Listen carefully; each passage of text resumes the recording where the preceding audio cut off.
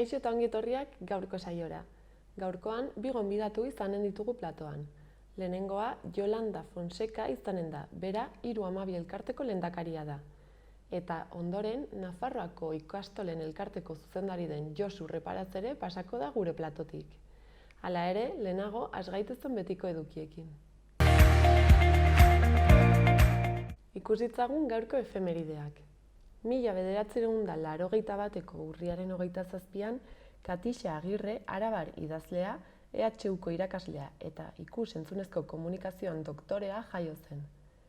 Gainera, gaurko egunez ere, baina 1931an, Nawal El-Saadawi Egiptoar idazle feminista jaio zen. Bestalde, gaurko egunez, baina 1945an, Lula da Silva Brasilgo presidente izandakoa jaio zen. Eta azkenik, gaurko egunez baina 87. urtean, Kilian Jornet, kataluniar eskialari eta mendi lasterkaria jaio zen. Goazen orain gaurko lerroburuekin.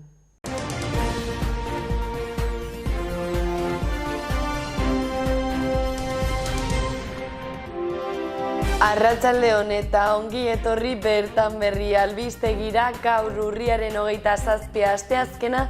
Hauek dira Iruña herriak eta Nafarroak utzitako albiste nagusienak.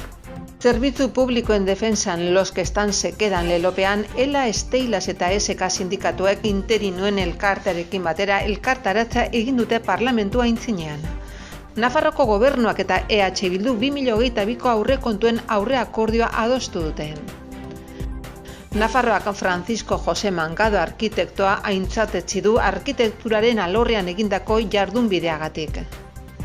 Nafarroak aitortu egin du El Caracol elkartea Mexiko hiriko etxerik gabeko pertsonekin duen konpromisoa.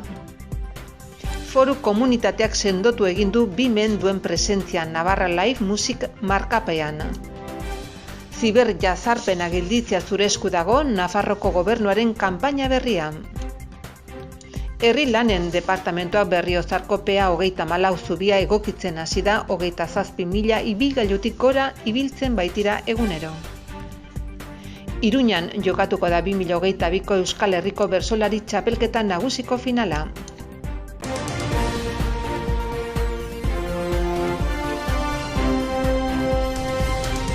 Aste hontako agenda errepasatzen jarraituko dugu.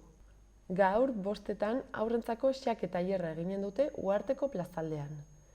Ordu erdi beranduago eta Txantreako Euskaldunon biltokian meteorologia zerutik hitzaldia eginen dute Arnaitz Fernandezen eskutik.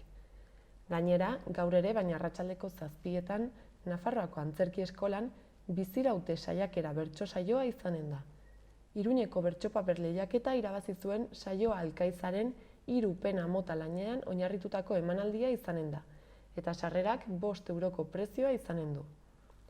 Eta beranduago, 7:30 hasita Karrikirin zuzentzaileak solasean mahai ingurua eginen dute. Zuzentzaileen egunaren harira, zuzentzaileen lanbideaz mintzatuko dira Fernando Rey eta Amaia Laseras eta jendaurrean zein streaming bidez eskainiko da. Eta azkenik, ostiralean 7:30 Euri Zitalari esker liburuaren aurkezpena eskainiko dute Itxaro Borda eta Ane Garziak Karrikirin.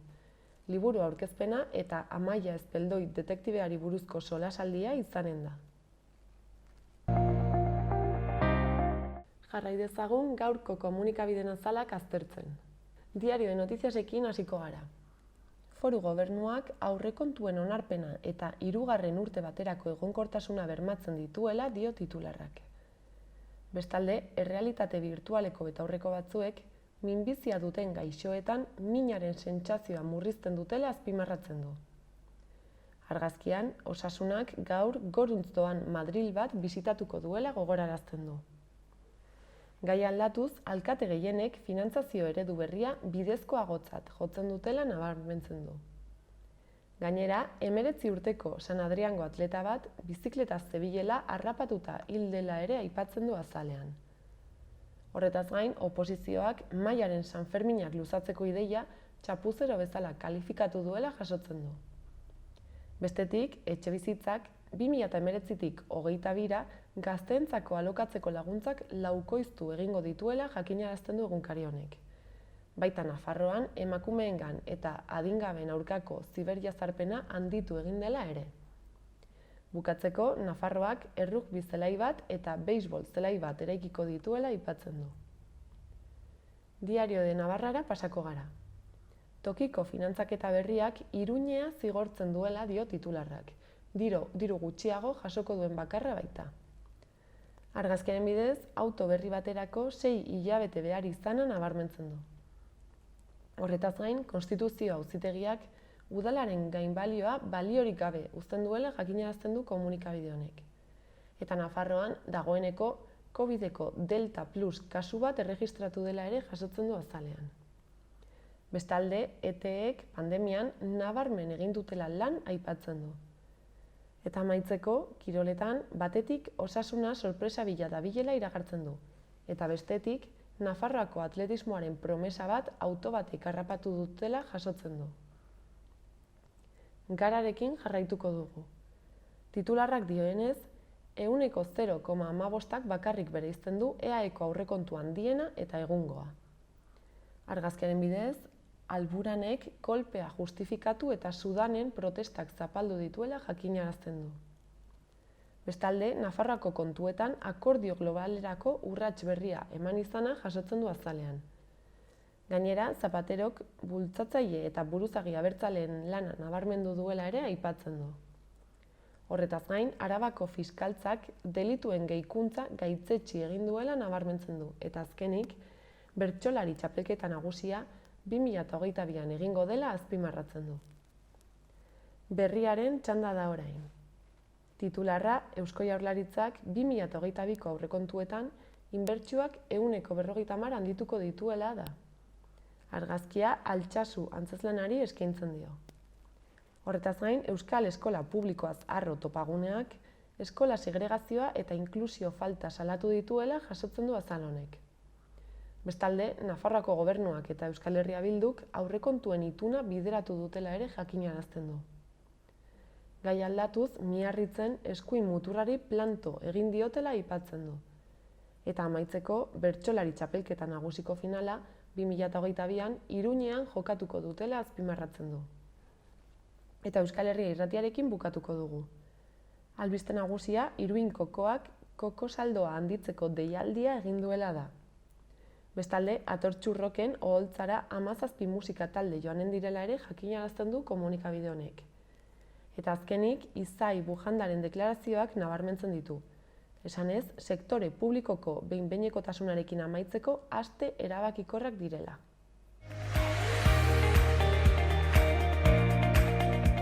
Pasa gaitezen orain, gaurko eta biharko eguraldien iragarpenak ikustera.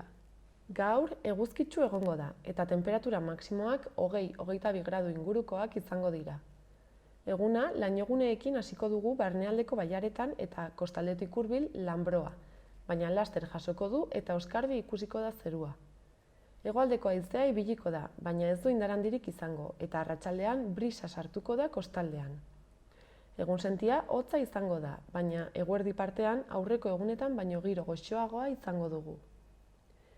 Eta bihar, ostegunean, hegoaldeko haizea eta hodei gehiago izango ditugu. Nahiz eta giro eguzkitsuarekin jarraitu, denbora tarte batzuetan erdi-mailako hodeiek eta goi-hodeiek partez zerua estaliko dute. Hegoaldeko haizea ibiliko da, eta une batzuetan nahikoa zakar.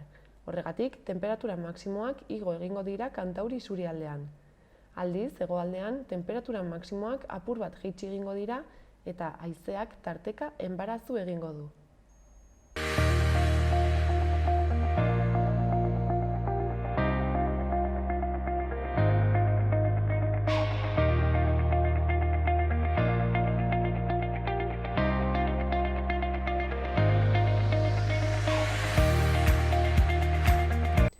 Orain Yolanda Fonseca dugu gurekin platoan, bera 312 elkarteko lehendakaria da. Kaixo, Yolanda? Kaixo, no. Zer moduz?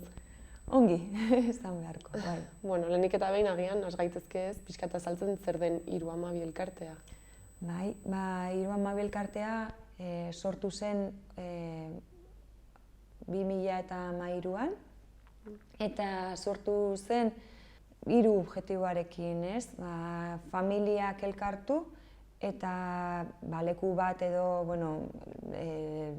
leku edo zerbait eukitzeko beste familiekin egoteko, errekursoak ere bai konpartitzeko, eta beste aldean, hasi genuenean, hasi genuen administrazioarekin eta politikoekin harremanak edukitzen, eta pixka bat identifikatzeko zer den arazoa, zer den DCA, eta zer gertatzen den umearekin. Zuek zarete ez, elkarte bat, esan dugun bezala batzen dituena familiak, garuneko kalteak jasota dituzten edo jasotako garun kalteak dituzten haurren familiak, ez, elkartzen zarete? Azken finean garunea da, umeak ongi jaiotzen direnez, eta batean zerbait gertatzen da, ez? Orduan, garuna da organoa afektatzen dagoena. Orduan, zergatik gertatzen da hori, kolpe batengatik, edo iktusen batengatik, enzefalitis batengatik. Arrazoi desberdinak daude garuneko kalte hau jasotzeko. Horregatik da jasotako kaltea, ez? Eta gaur egun zenbat familiak osatzen duzu elkartea edo hemen Nafarroan behintzat zenbat kasu daude? Zuek kanpoko familiak ere ez batzen dituzue? Estatuan bakarrik badago elkarte bat eta gu gara, 32 da. Eta hemen Nafarroan gaude gutxi gorabehera 21 edo 22 familiak, eta totalean orain gaude 72 edo 70 familiak, orduan nahiko desente, bai. Eta zeintzuk dira pixkat zuen helburuak aipatu dituzu ez, sortu zinetenean zenituzten helburuak, eta momentu hauetan zeintzuk dira zuen beharrak edo eskakizunak? Hemen Nafarroan adibidez, orain dela 3 urte edo 4 urte, hasi zen lehenengo programa estatuan, lehenengo programa ume hauek atenditzeko, Ospitaletan edo? Ospitaletan, Nafarroko ospitalean. Baina da programa bakarra estatuan, eta beste komunitatean ez dago ezerrez. Adibidez Madrilean bai badago ospital bat, baina dago oso egutzi, orduan ezin dute joan ara. Eta gure eskaerak dira hori, ez? 16 urtetik behera, ez dago referentziako zentro bat joateko. Orduan, errehabilitazio guztia eta ospitaletik atera eta gero, ez? Ez dago leku berezi bat errehabilitazioa egiteko, ez? Orduan, guretzako da eskubide bat, ez? Eta gainera, familiak joan behar dira lekuz, errehabilitazioa bilatzen eta ordaintzen, orduan da oso egoera larria, ez? Eta bai Nafarroan poliki-poliki bagoaz, baina beste komunitatean oraindik ez, orduan hori dira gure eskaerak, ez? Eta Nafarroan duela oso gutxi, ez? 3 urte... Bai, duela oso gutxi, eta programan oraintxe bertan daude 160 ume, orduan... Eta badago tokia denentzat? Bai, momentuz bai. Eta, gertatzen dena da, programa hau oso berezia da, zeren ume hauek behar dute profesional asko errehabilitazioa egiteko, ez? Orduan, behar duten neuropsikologo bat, fisio egiteko, ez dakit, logopedak, eta orain guztiok daude elkarrekin lanean. Hori da behar dena, ez? Orduan, nahiko pozik gaude. Behintzat zuen eskakizunak hemen Nafarroan entzun dituzte, ez? Bai, poliki-poliki bagoaz. Badaude gauza batzuk lan egin behar dugula, adibidez, udako hilabeteak eta ez daukate errehabilitazioa, zeren normalean haiek egiten dute errehabilitazioa logopediarekin eta eskoletan. Orduan, eskolak itxita daude. Orduan, ekainatik iraila arte ez daukate zerbitzuak orduan, hori bai beste eskaera bat, ez, eta beste, bueno. Eta nabaritzen da, edo ez zer nolako garrantzia du honek aurre hauentzat? Bai, nabaritzen da pila bat. Bai. Badaude, egia esan da, udan ume guztiak behar dute denbora ongi pasatzeko, ez? Baina badaude ume batzuk, behar dute rehabilitazioa egunero. Oraintxe bertan gogoratzen ari naiz batek, haizea behar du orduan bizitzeko, ez? Badago rehabilitazio berezi bat mugitzeko aparatu respiratorio edo dako zerbait, ez? Eta behar du egunero rehabilitazio hori. Orduan, kentzen badiozu egun bat bakarrik, oso gaizki jartzen du. Orduan, eta gero mugitzeko eta, egia esan da, udan mugitzen dira pila bat, baina rehabilitazio fisiko berezia behar dute. Bestelan atxera egiten dute.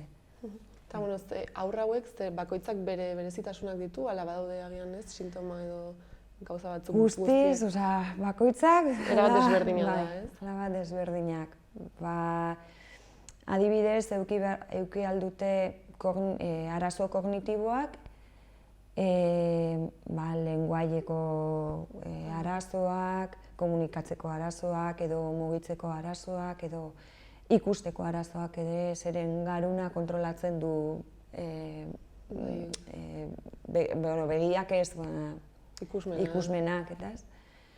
Orduan, bakoitzak badu berea, eta aldute eduki 0-tik gora. Maila desberdinetan, ez? Bai. Eta sendatu daiteke hau, badago nolabait? Garuna hor dago mina ez, edo minduta kalte hori, ez? Orduan, egia esan da, umeak badute garuna oso, ez dakit nola esan, elastiko edo plastiko, ez dakit, ez? Oraindik garatu gabe, ez? Hori da, formatzen ari da, ez? Orduan, plastizitate hori lan egin behar da. Orduan aurreratzen dira pila bat. Orduan, usten baduzu, ez dakit, adibidez, usten baduzu esku bat mugitu gabe, egunez, ez da mugituko, baina mugitzen baduzu egunero, ez, zenda daiteke? Ez, beren garuna minduta dago, orduan, hor dago. Baina aurreratzen dute pila bat. Helduekin konparatuz, ez? Orduan hori da agian aurrek duten berezitasuna edo? Bai, eta, gertatzen dena da, helduak, adibidez, badute, nola da, aprendizaje guztiak jasotak, ez? Baina umeek ez, orduan ikasten ari dira orain. Orduan ez dakizu noraino helduko dira, ez? Orduan horregatik landu behar dugu egunero, zeren, ez daukagu muga hor, ez? Orduan, zergatik ez, ateak irekitak eta, joan behar duzu poliki-poliki, joaten dira, bai. Eta adibidez, profesional hauek ez, ospitaletan, zerbitzu hauek eskaintzen hasi aurretik, nola moldatzen zineten, ala zer egiten zenuten, ez? Ala adibidez beste erkidegoetan, nola ibiltzen dira? Gertatzen dena da hor ere bai, badaude zerbitzu pribatuak. Orduan, familiak ordaitzen dute dena. Eta hori gertatzen da beste komunitatean. Eta naiz eta hemen Nafarroan badagoela zerbitzu hori, zerbitzua oso motza gelditzen da, eta jendea, familia joaten dira zerbitzu pribatutera, eta ordaintzen dute pila bat.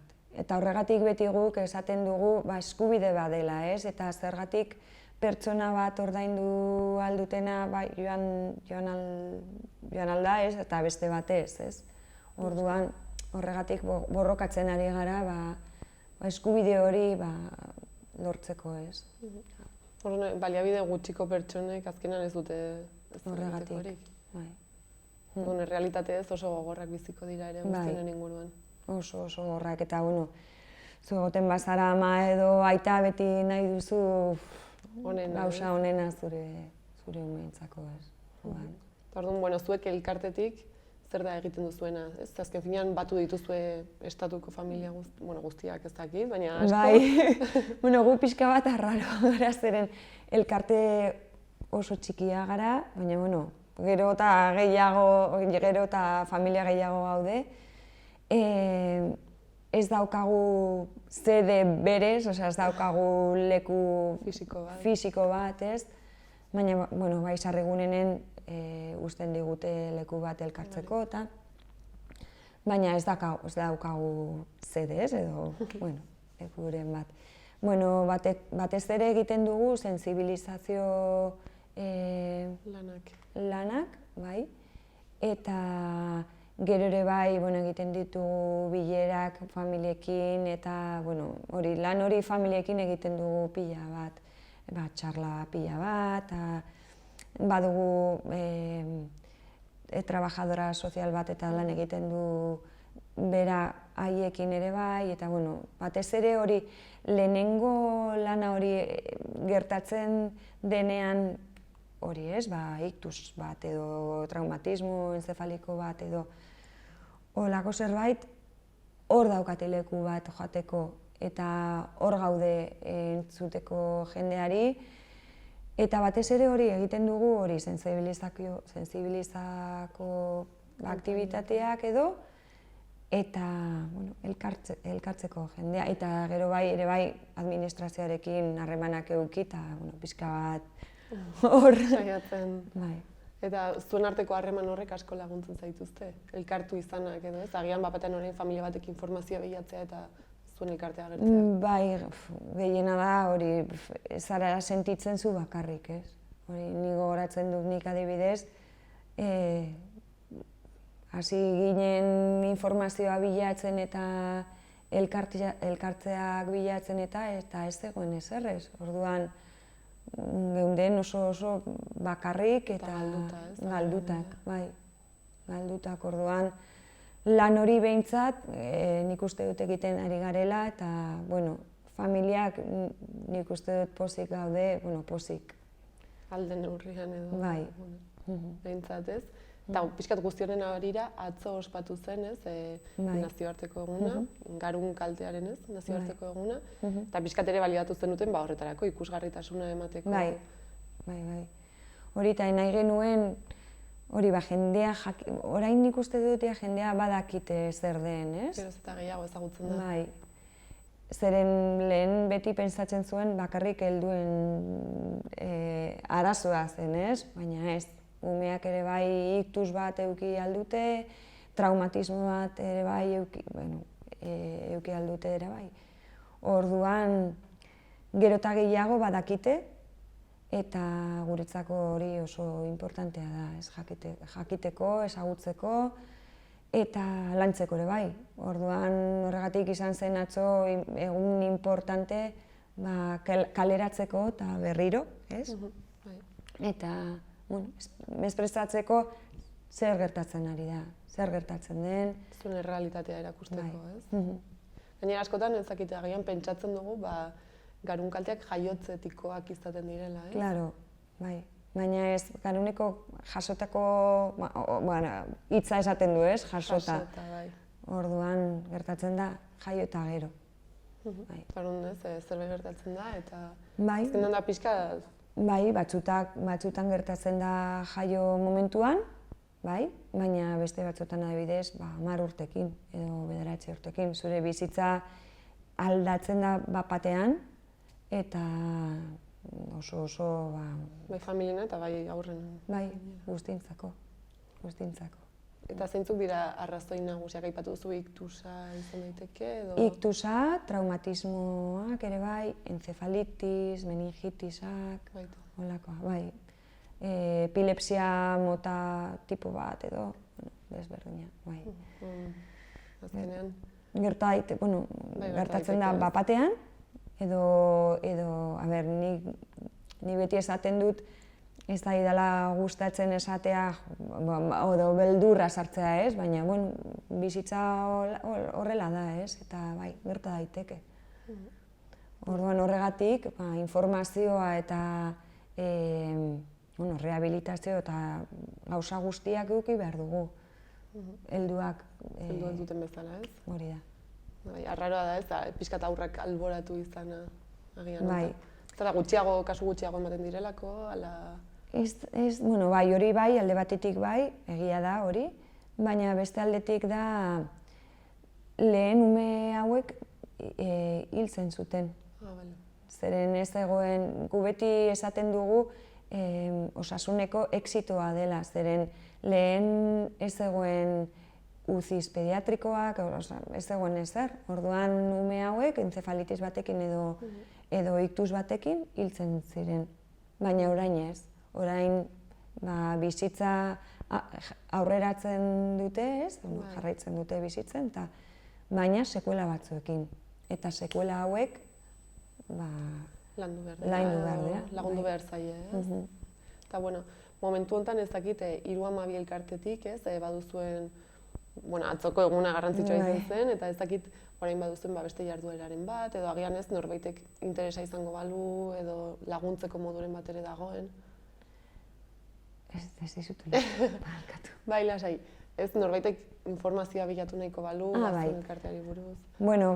Badaukagu web horrian, nahi badute sartu www.312.org. Orduan hor jasotzen aldute informazio guztia, edo nahi badute guri e-mail bat idatzi edo deitu, hor badago telefono batzuk ere bai. Eta nahi badute ikusi zer gertatzen den, baina ikusi aldute ere bai gure dokumentala, estoiakimbebes.info, eta hor daukate informazio guztia. Eta, zuek zertan jarraituko duzue orain? Gu jarraituko dugu lan-talan, administrazioarekin batez ere, familiarekin batez ere. Hasiko gara berriro eskoletan sartzen, zeren egiten ditugu txarla batzuk, baina ez umentzako, berez egiten dugu irakasleentzako. Zeren batzutan ume hauek kalte hori ez da ikustezina da. Orduan batzutan irakasleak ez daukaten nola moldatu klasean, eta ikusten dute ume bat normal, ez dakit, arazori gabe ez, eta batean, ez dakit, konportamentu txarrak dituzte klasean, edo kostatzen zaio hitz egitea, edo orduan pixka bat zaila da identifikatzeko, normalean gurasoak bai joaten gara ikastoletara edo hitz egiteko, ez? Baina, badaukagu neurri batzuk edo haientzako, eta nahiko txarlak nahiko politak dira, eta irakasleak ulertzen dute hobeto, eta, baliogarriak, ez? Zango zaizkie. Bai, orduan horretaz gaude orain, ikasturtea hasi dela, ez? Bai, ikasturte ez direla, eta pandemia pixka bat horrela, atxeden aldi bat daukagula. Orduan, primeran ordunez, edo nork interesa izango balu edo zuekin elkartearekin ez, harremanetan jarrita. Bai. Hemen gaude, laguntzeko prest. Primeran. Ez dakitez, bukatzeko zerbait faltatu izan den, esateko? Ez dut uste ez. Orduan besterik gabe, hemen utziko dugu eta... Mila esker.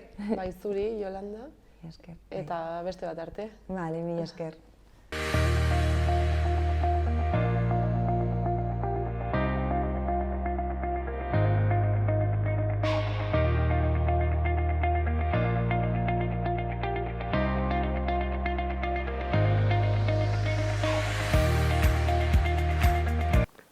Udalerrietako albisteetara pasako gara.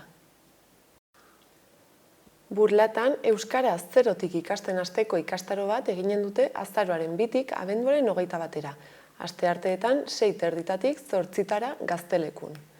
16 urtetik gorakoi egonen da zuzendua, doakoa izanen da eta AEK-ko irakasle batek emanen du. Izen emateak kultura aniztasun eta migrazio zerbitzuaren bidez egin beharko dira.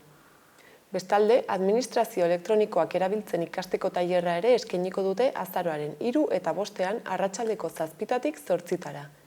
Izen emateak ere, zerbitzu beraren bidez egin beharko dira. Horretaz gain, gaur, enpresak sortzeko eta merkataritzaren lehiakortasuna lantzeko tailerra eginen dute eguerdiko ordubietatik 4etara, eta izen emateak online egin behar dira udalaren webgunean. Bestetik, gaur ere, osasun mentala burlatan COVID-19 pandemiaren aurretik eta ondoren hitzaldia ere eginen dute 7:30 kulturetxean. Gainera, ostiral honetan biodantza eskola magistrala eginen dute 7 Gaztelekun doain 18 urtetik gorakoentzat. Hala ere, lehenagotik izena ematea beharrezkoa izanen da. Eta burlatarekin bukatzeko, ostiral honetan Irlandako Anuna abesbatzaren kontzertua izanen da 8 kulturetxean eta Etxarri Aranaz abesbatzarena larunbatean. Sarrerek 6 euroko prezioa dute aldez aurretik eta 8koa izanen dute Lehiatilan bertan erosiz gero. Iruñean, Goizeder Haureskolak barruko ikasgelak eta lantegiak egokitzeko eta kanpo eremuen irisgarritasuna hobetzeko obren bigarren fasea amaitu du. Fase honetan, ertainen eta nagusien moduluetan eta kanpoko patioetan jardun izan da, adingabeen segurtasuna eta ongizatea sustatzeko.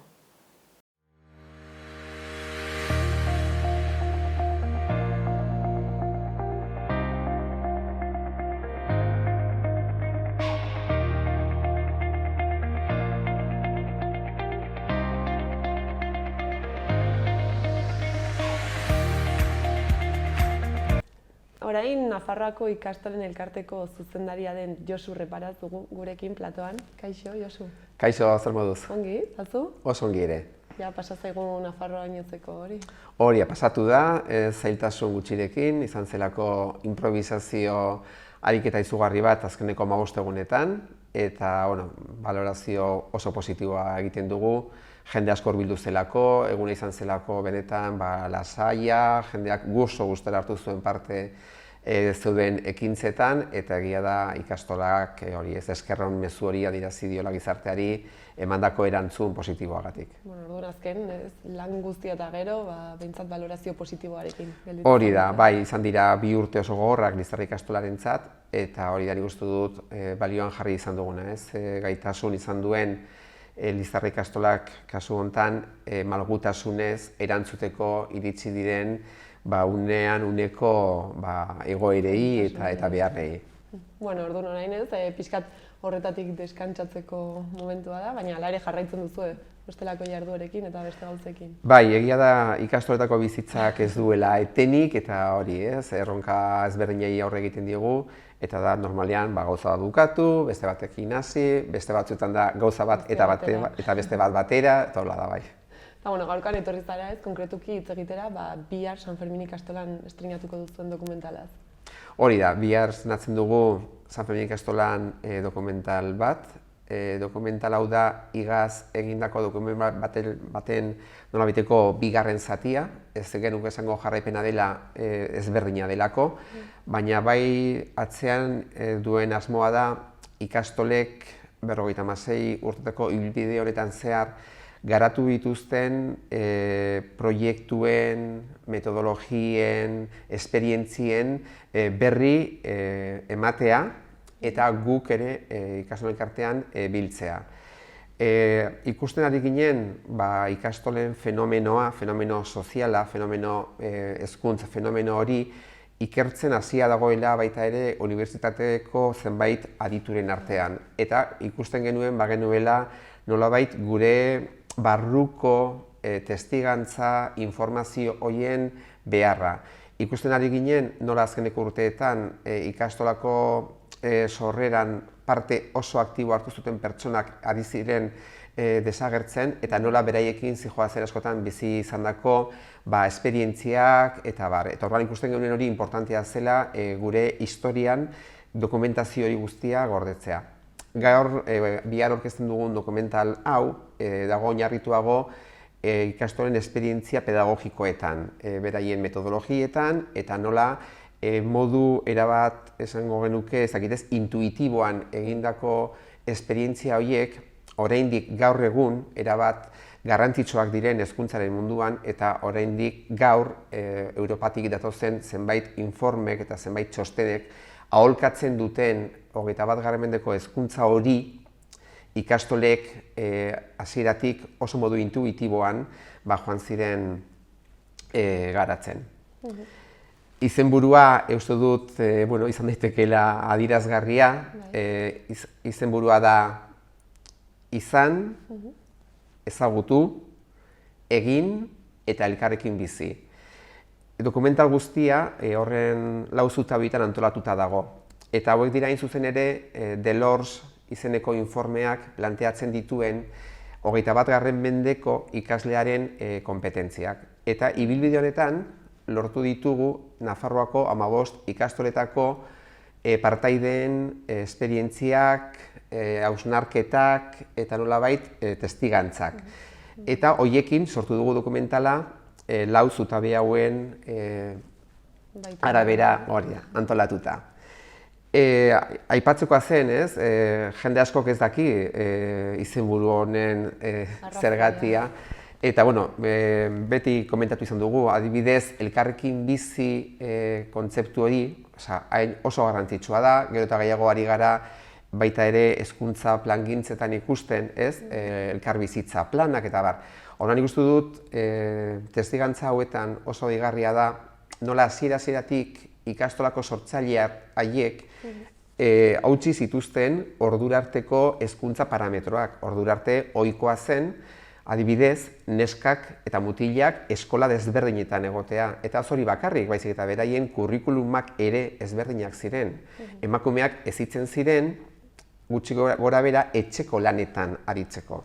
Eta mutilak beste gauza batzuetarako. Orduan, hasieratik ikastolak elkartzen dituzte neskak eta mutilak espazio berdinetan eta kurrikulum berdin bat eskaintzen diete. Eta horiek dira, oraindik gaur egun, ahoan darabiltzkegun, berdintasuna, kontzeptu guzti horiek, ez? Eta horrela esan dezakegu, gauza askorekin ikastolek ere hasieratik garbi izan zuten hezkuntzarik gabe eta komunikabiderik gabe euskerak egunak, bukartzea zituela, ez? Bi zutabe horiek eraba garrantzitsuak zirela, ez, euskeraren biziraupenerako. Eta ikastolak sortzen direnetik hori da bere helburua. Ez bakarrik ikasleak euskera ikastea, baizik eta euskera hori erabiltzea bizitzako eremu ezberdinetan, eskola eremuan, familia eremuan, gizarteko eremuan. Eta oso kontziente dira ere, hau ezin daitekeela ekin bakarrik euskera etxetik dakartenekin. Hau garrantzitsua dela ere, etxean euskera jakin gabe, euskara ikasi nahi duten ikasle guztiekin egitea. Eta hor dago ere beste arrakasta garrantzitsu bat, eta da murgiltze ereduarena. Euskara jakin gabe, euskara etxetik ekarri gabe ikasleak oso modu ludikoan, motivazioaren bitartez, oso erraz eskura dezakete beste hizkuntza bat. Eta hor agertzen da, antzerkiaren, abestien garrantzia. Eta hori ikastolako hasierako irakasleek oso presente zeukaten eta oso modu intuitiboan ikusi zuten hori posible zela. Eta horren, modu horretan joan gara eraikitzen gure historia eta dokumentala honek horren lekukotza uzten digu. Orduan nola baitez, ikastoletan aurrekariak edo? Hori da, nik uste dut saiatu gara nolabait forma ematen, hasierako esperientzia horiek, eta hasierako esperientzia intuitibo horiek ze oinarri sendoak zituzten. Zodelako oinarrituta benetan, nik uste dut ez, ikasleak ze behar du, eskolak ezin du izan ordurarte zenak, ezin ziren erabili eskolak modu horretan, eta ikastola sortzen dira, erabat beraien hizkuntzari eusteko, beraien kulturari eusteko eta berreskuratzeko, baina garbi daukate hori egiteko, ezin dituztela baliatu ordurarteko eskolaren parametroak, ezin zituztela baliatu ordurarteko materialak, ezin zituztela erabili ordurarteko metodologiak, zerbait erabat berria behar zela. Eta ordan berritasun horretan jasen dute beraien indarra eta berritasun horretan topatzen dira zailtasun askorekin. Ez dagolako testolibururik, ez dagolako materialik, ez dagoelako inguruan gauza asko jasotzeko, eta orduan, horrek eramaten ditu, nolabait, etengabe prestatzera, materialak sortzera, eta hasiera-hasieratik, eta oso deigarria da, dokumentalen agertzen den pertsonarik, esperientzia gehien daukanak eta orain jubilatu berria denak, nola adierazten duen hasieratik ikastolek ze garrantzi ematen dioten irakasleen formazioari. Eta bera hain zuzen ere, horretan aritu zen, materialak sortzen, Euskal Herriko beste ikastola batzuetako sortzaileekin batera, eta aritu zen irakasleak formatzen. Material horiek modu egokian erabili ahal izateko. Eta hortarako, noski, hauek jarri zuten begirada, hemendik kanpo, ze gertatzen ari zen Europan, ze fenomeno ematen ari ziren beste toki batzuetan, eta esperientzia haiek balietu zituzten hona ekartzeko. Eta, kuriosoa da, gaur egun ere, oraindik ikastolak horretan jarraitzen dugula, ari gara begirada jartzen kanpoan, zer gertatzen ari da Europan hezkuntzarekin, eta horretan gaude joan etorrian ikastolen esperientziak oso ongi ikusia daude Europako zenbait tokitan, eta ari gara gu partekatzen gure ezagutza, gure metodologia beraiekin, eta gu aldi berean ari gara kanpoan ematen den horrekin ere elikatzen.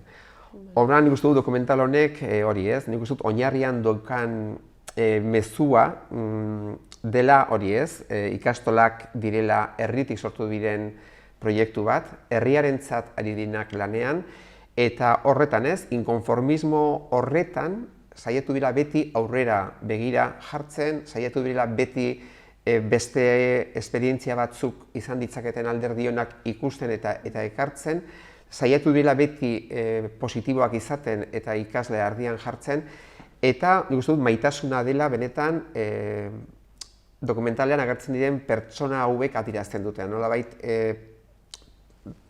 proiektuarekiko, ikastolekiko atxikimendu hori, daukaten sensazio positiboa ez, esango nuke ez harrotasuna, baizik eta harro egotea proiektu horretako partaide izatea, eta ikustea, hori ez, 56 urte ez dira horren beste, zenbat gauza aldatu diren gizartean, zenbat aldaketa eman ditugun ere ikastoletan, bai metodologikoki, bai gauza askotan, baina nola maitasunetik sortu ziren hainbat gauza, oraindik indarrean dauden. Eta oraindik daude bolo-bolo hezkuntzako foroetan eta hezkuntzako hainbat proiektutan.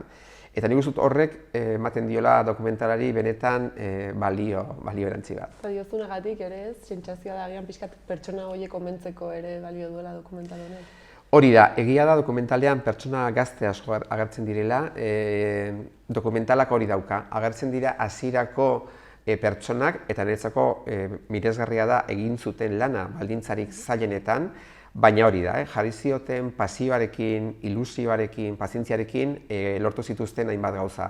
Horra nik uste dut badela omenaldi bat pertsona hauei, egindako lanari, ekarpenari eta beraiei esker gauden tokian, baina bada ere nola bat, modu bat, gaur egun lanean ari diren profesionalei ere bere tokia aitortzeko. Ari direlako beti benetan ikaslea erdian jarri eta zer egin dezakegu ikasle hau den bezalakoa izan da, duen testuingurua izan da, elkarrekin ikas dezan, aurrera egin dezan, eta izan dadin bizi dugun gizarteko parte aktibo bat. Orduan gaur egun ikastolen munduan zabiltzaten pertsonek oraindik mantentzen duzue lehen aipatu duzun, atxikimendu hori proiektuarekiko, ala aldatzen joan da gizartea aldatu den moduan ere? Ba, gizartea egia da aldatu dela, egia da atzera begiratzen duzunean eta jasotzen dituzunean garai hartako pertsonen testigantzak zeukaten helburua zein hain zaila, zein hain urrun zegoena momentu hartan bizi zutenetik, ez euskararen bizi iraupena, hezkuntza berri bat, zein hain zaila eta hain berritzailea jarri zutela hori ez, izugarrizko pasioa horretan. Eta horre bai sortu zuela kohesio bat ere, duzunean helburu garbi bat, eta helburu horretara iristeko badakizu egon daizkela tartean milaka traba, egongo direla milaka desadostasun pertsonak daudenean desadostasunak agertzen direlako. Baina, helburu bat dukazunean, horra begira jartzen zara, eta horrek sortzen du taldea, horrek sortzen du kohesio bat, eta egia da, nik uste dut ikastoletan eman den atxikimendu hori garrantzitsua dela. Egia da, gaur egun, jende askok helburu horiek ematen ditu ja lortutzat, Uste du ja hori dena egina dagoela, ezer gutxi dagoela egiteko, eta agian horientzako, bueno, hau normala da, baina beste askorentzat ikusten dugu oraindik asko daukagula egiteko, bai euskararen berreskurapenean, bai euskal kulturaren zabalkundean, bai hezkuntzaren berrikuntzan asko daukagula egiteko, eta helburu horiei begira gaude martxan, gaude lanean, eta nik uste dut askorengan atxikimendu sensazio hori oso garrantzitsua dela. Eta, bueno, aipatu dugu ez, dokumental hau bihar aurkeztuko duzuela San Fermin ikastolan, eta pixka bat nori dago zuzendua edo... Bueno, dokumentala hartzaile asko izan ditzake, noski ez dago ume txikiei begirako dokumental bat ez da, helduentzako dokumental bat da, baina uste dut, interesa sortezakeela, bai hezkuntza munduan ari den edonorentzat, bai komunikabideetan ari den edonorentzat, bai hezkuntzarekiko edo euskararekiko kezka duen edonorentzat, historian gustukoa duen edonorentzat, nik uste dut oso publiko zabalari begira egindako dokumental bat dela. Ezin dugu ahaztu bere dokumental hau dagoela Nafar Gobernuko Hezkuntza Departamentuko sustraiak izeneko proiektuaren barnean, eta nolabait proiektu honek balioan jartzen dituela Nafarroako testigantza edo balio inmaterialak, nolabaiteko ondare inmaterial hori. Horren baitan kokatzen da, eta desde luego ikastolen elkartearentzako hau izatea altxor bada, delako gure historiaren, gure iraganaren, gure orainaren, baina baita ere gure etorkizunaren nolabait amesten dugun horren lekukotasun bat eta testigantza bat. Eta hainbeste gauza jasotzen dituen dokumental batek zenbat irauten du? Egia da, dokumentalaren grabazioak ordu askotako lana da, baina dokumentalak berez ez du asko irauten. Dokumentalak irauten ditu 20-25 minutu inguru, ez du gehiago irauten. Egia da, egin dugun 15 pertsona hauen aukeraketan, ez diogula guzti galdetu gauza guztietaz. Esan dut, ikastolen egitekoa oso zabala da, eta ordan batzuk aritu dira sakon eta zabal euskararen erabileraz, euskararen metodologiaz, soziolinguistikaz, hizkuntz proiektuaz, eleaniztasunaz. Beste batzuk aritu dira nola aurre egiten zaio ikastoletan, ikasleak bere buruaren autoezagutza izan dezan, autoestimua izan dezan, nola lantzen den orientazio plana, nola lantzen dugun kiba egitasmoa jazarpenari aurre egiteko. Beste batzuk aritzen dira ze garrantzitsua den errespetuaren balioa. Beste batzuk beraien esperientziak ikasmaila desberdinetako ikasleak gela barruan izatean. Beste batzuk ze garrantzi duen ikastoletan gizartearekin harremana eta ditugun inguruko beste hainbat erakunde eta elkartearekin harremana. Beste batzuk zentratzen dira adibidez ikastolan egiten den esperientzia zehaz batetan, izan daiteke jasoko musikala eta horrek dituen balioak horratzean. Beste batzuk egiten dute ikastolako festa bat, Aiton Amonen eguna, tuteran, beste batzuk dokaten baratzaren egitasmoa. Egia da ikuspegi oso zabala dela, ikastolak oso ezberdinak eta anitzak dira, baditugu proiektu mankomunak, orduan saiatu gara 15 testigantza horien bitartez ikastolen ikuspegi zabal bat ematen eta izenburuak biltzen dituen lau aditz hauetan biltzen. Eta behin ez, bihar proiektatu ondoren, online ere eskuragarri jarriko duzu? Bai, hori da gure helburua, dokumental hau zabaltzea, jarriko dugu ere ikastoletako webgunetan, IEko webgunean, eta sare sozialetan hori da gure helburua hau zabaltzea. Eta, esan duzu ez, iaz dokumental bat egin zen dutela, aurten beste bat, etorkizunean ari begira ere gehiago egiteko asmoa duzu? Uste dut hori, oraindik historia asko daudela kontatzeko, igazko dokumentala zegoen batez ere oinarrituta ikastoletako sortzaileen bizipenetan, esperientzietan. Esaten dut, 56 urteko historia bat izan arren, kuriosoa dirudi, ze bilakaera izan duten ikastolak. Hasieran aipatzen ziren, pisuetan antolatzen ziren lehenengo ikastolak, Ollategiko ez dakiz tokitan, Eliz batetako sakristian. Orduan, pentsa ze bilakaera izan duten ikastolak, ez? Baina herri mugimendu izateak eta helburu hain boteretsuak izateak eraman dituela, hori ez, bide guzti hau egitera. Eta atzera begiratzen duzunean, badirudi ari dira kontatzen, ez dakit dira zenbat mendeko historiak, dira 56 urtekoak, eta ez da horren beste denbora. Eta alere urte hauetan dauden historiak eta historia guztien atzean daude pertsonak eta bizipenak eta lorpenak, uste dut hori guztia gordetzea garrantzitsua dela. Etorkizunean ere ez, ikus dezaten agian. Hori da. Nola sortu zen guzti hau, eta zein izan den bilakaera. Hori da. Ez dakit ez, zerbait faltatu izan den, aipatzeko, ala bestela agian hemen utziko dugun, eta besterik gabe, ez? Bai, ez dakit ez, gure aldetik hori eskerrak eman nahi dizkiegu ere parte hartu duten pertsona guztiei, hori ez, beraien oporretan etorri zirelako grabazioak egitera, eta hori ez, nik uste dut beraien testigantza hauek gabe dokumentala hau etzela posible izango. Primeran, mila esker. Mila esker zuei beti bezala. Eta beste bat arte. Oso ondo.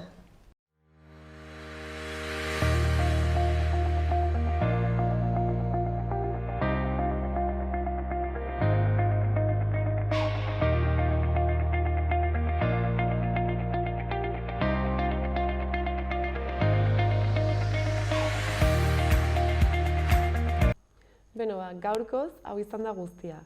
Orain, saioari amaiera emateko 3-12 elkartearen bideo batekin utziko zaituztegu. Mila esker, hor egoteagatik eta bihar arte.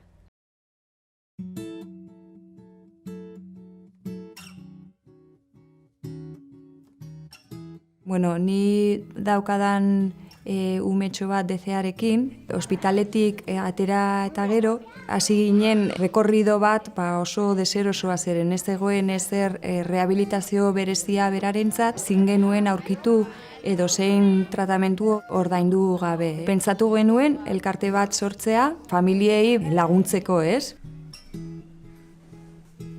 Operazio batean gauza bat gaizki atera zen buruan, eta utzi dio, ditzen dena DCA, eta garun mina hau utzi dio, ditzen dena hemiparesia bat. Egiten dio, ez ibiltzea eta korrika egitea normalki, besoaren mugimendua oso zaila dauka, hori momentuz. Etorriko dena, oraindik ez dakigu.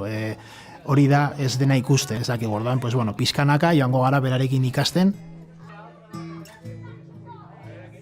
Familiak elkartzea, sensibilizazioa, esateko jendeari zer den daño cerebral adquirido. Elkarte batean egotea, beste jende batzuekin egotea eta gauza konpartitzea ona da, hitz egin dezakezu, ikusten duzu, badaukazun mina, ze minak ekarriko dizkizu edo ez, baina gutxienez abaniko osoa ikusten duzu. Batez ere, konpartitzea gauzak eta hitz egitea beste jende batzuekin. 4 urte pasata gero, Nafarroan azkenean atera zen zerbitzu berri bat, ospital publikotan, ara joaten dira gure umetxoak, momentuz errehabilitazioa eta neuropsikologia hasiera da, ez? Baina, jarraitzen dugu lan-talan hor Euskadin eta Madrilen ere bai. Fisiko aldetik, badaukagun gutxi gora bera argi, fisioterapia eta terapia okupazionala dela. Egin behar ditugun tratamenduak, bere gauza fisikoa oso argi ikusten da eta hori superatzea oso gauza ona izango da berarentzako. Bere konportamendua edo karakterra nola jango den edo bere ikaspena nola jango dira, ez dakigu. Orduan gutxi gora bera egiten duguna da, saiatu ikusten ze tratamenduak egoten aldiren eta hortik aurrera berarekin pixkanaka aurrera joan. Daramatzagu 4 urte eta egin ditugu sensibilizazio ekitaldi pila bat, jai polit bat eta dokumental ere bai egin genuen iaz, eta deitzen da Estoy aquí me ves, esateko hor daudela umeak. Guk beti esaten dugu eskubidea dela osasun publikotan joatea eta jasotzea tratamentu guztiak. Gure helmuga da hori, lantzea administrazioarekin bai Nafarroan, Euskadin eta estatuan ere bai.